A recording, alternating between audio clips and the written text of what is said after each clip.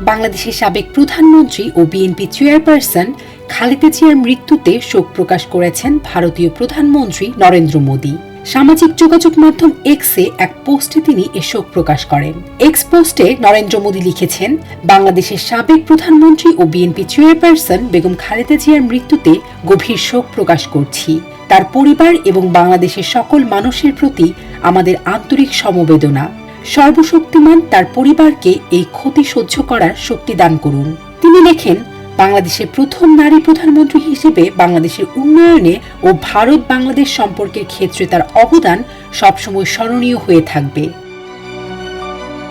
BNP chairperson Begum Khaleda Zia আজ ভোর 6টায় শেষ নিঃশ্বাস ত্যাগ করেছেন। 23 নভেম্বর থেকে তিনি রাজধানীর এভারকেয়ার হাসপাতালে চিকিৎসাধীন ছিলেন। তিনি দীর্ঘদিন ধরে নানা শারীরিক জটিলতায় ভুগছিলেন।